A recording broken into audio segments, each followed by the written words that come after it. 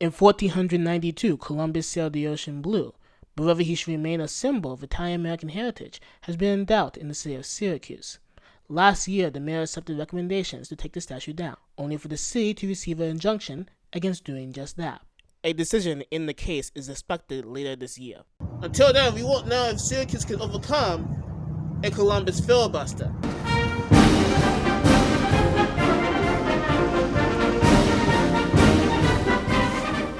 When I say symbol, I'm borrowing a term from semiotics. Symbols look like one thing, the Japanese navigator, but mean something completely different. The statue was the brainchild of Syracuse University professor Tagato De Felice. But the Italian-American community raised $18,000 to pay an Italian sculptor to put Columbus in St. Mary's Circle in a time of anti-Catholic sentiment. That's over $300,000 adjusting for inflation in 2021.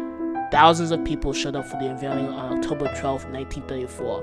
Dozens of community members ran messages in the official program. The mayor writes that the monument, through the generous civic spirit of thousands of Syracusans, is indeed a beautiful asset to our community. So the Columbus Monument Corporation is telling Syracuse, morally, they can't throw that all away. But also, because the city took money in 1990 to preserve the statue, they legally cannot throw that all away. It does not matter that Mayor Benoit gathered an inclusive committee to discuss the issue. It doesn't matter that members of the corporation were a part of that committee. It doesn't matter that the committee came to the conclusion that the monument should be replaced with a heritage park that is, quote, inclusive of the rich and diverse heritages present in Syracuse and Oglala today. Taking down that statue, Mr. Mayor, is an insult to the community. We believe that there is no power for this mayor to do what he wants to do for the reasons that he has said he wants to do it in law. And we're prepared to bring that argument to the courts if we have to. The lawsuit is formally filed in May. The city's response in August is that it's premature to file an injunction before a final administrative decision has been made, but for the record, we have the authority to make that decision. In September, Joseph Heath, legal counsel for the Oglala Nation, files an amicus brief in support of the city, but also highlighting the unique reasons the monument is offensive to their people.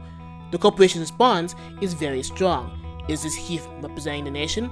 What interest does the nation have that will allow an amicus brief in this case? I've only been licensed 46 years, but this is one of the most viciously personal responses that I've ever seen. It's hard to understand, but it's an example of the problem that they're creating in our communities. On October 11th, 2021, there was a Columbus Day celebration by Sunlight and Indigenous Peoples Day demonstration at Tri-Lake.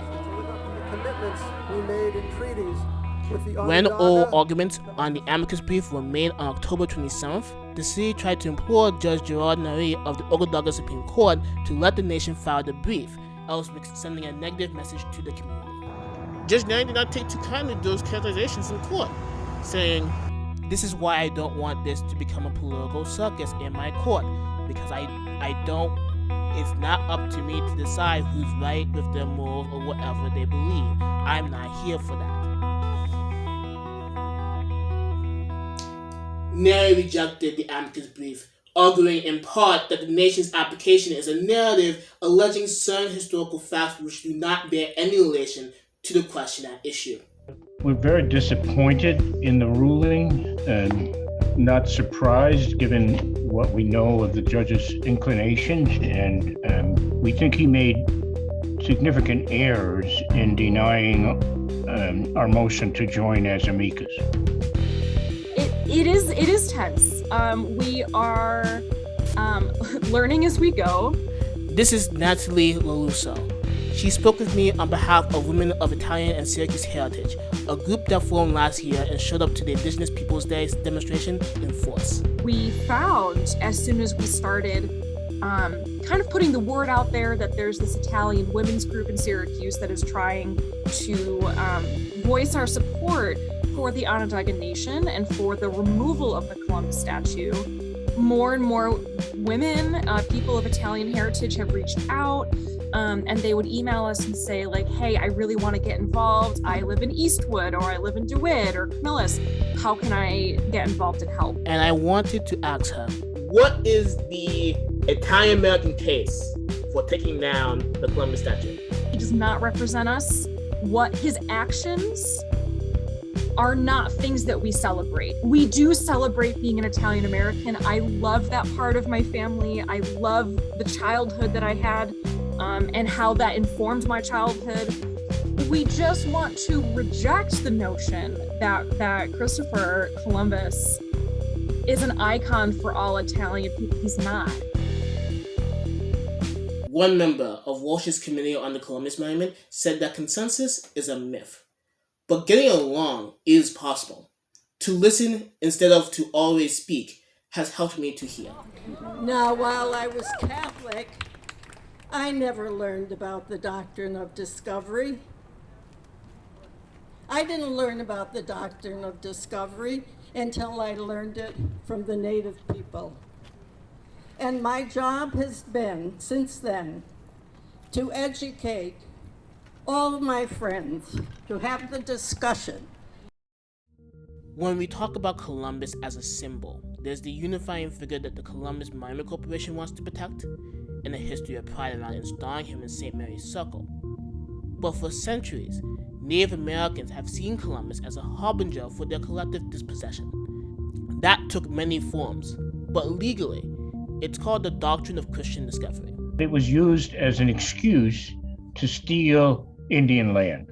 And what it essentially claims is that when a European country discovers new land where there are no Christians living, that merely by landing on the shore, planting their flag, the title or ownership of all of the land that's there immediately transfers to the European Christian king and dispossesses all of the indigenous people. Columbus plays a key role in the development of that doctrine. I talked with legal scholar Robert Miller about how the doctrine developed, and it starts as a justification to the Pope, first from the King of Portugal, to conquer new lands. And at first the Pope said no, but then King Duarte used a very convincing argument for the Catholic Pope. He said, why, Pope, if you give me these Canary Islands, I will convert these people to be Catholics. So what Pope could resist that wonderful argument? And so in 1436, Pope Eugenius II issued a papal bull granting the Canary Islands to Portugal. That papal bull, called the Romanus Pontifex, was reissued in 1455 by Pope Nicholas V, and that version grants the monarchs of Portugal the right to subdue all non-Christians and take their lands. Spain, being a rival colonial power to Portugal, wants more land for their empire. How do you do that in early modern Europe? You take lands from pagans. Don Columbus was to be the viceroy and governor general in all said islands he may discover or acquire. Everyone thinks, and what are we taught? We aren't taught that it was about colonization and acquiring new lands, but that was the primary goal. We're always taught that he was just trying to find India and China and Japan so they could trade for spices.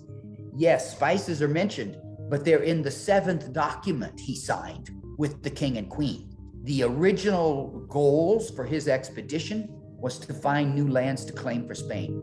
In essence, this is how the doctrine of Christian discovery becomes an international principle. That doctrine is still with us in American common law, and it comes to us via a Supreme Court case, Johnson v. McIntosh, which ruled in part that a title to lands under grants to private individuals made by Indian tribes cannot be recognized in the courts of the United States.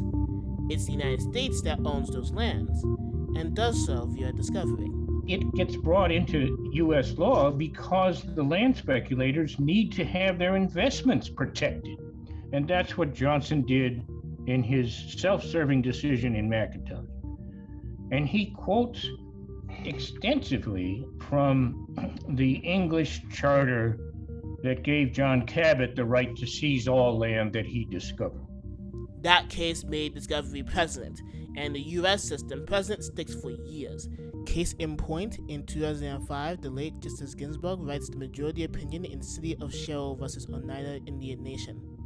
The first footnote in the Sherrill case goes back to the Johnson versus McIntosh case of 1823, re-invoking the doctrine of discovery, which essentially says that the Indians never properly owned their land. And it's built on all sorts of religious and cultural bias. They're not civilized enough to own the land. That's essentially what was said. That is still the cornerstone of U.S. Indian law. Learning about the doctrine of discovery was horrifying because I learned that somebody's religion from hundreds of years ago is still influencing the legal system today in 2021. I was horrified to learn that the doctrine of discovery set the tone for the next how many hundreds of years? Let me see, 15th century. So now we're in the 21st century. So for 6 centuries, What a symbol means to a community can change over time. Already parts of the Italian American community in Syracuse are having those conversations. If the Columbus Monument Corporation prevails in court, it remains to be seen whether they can stop that discussion.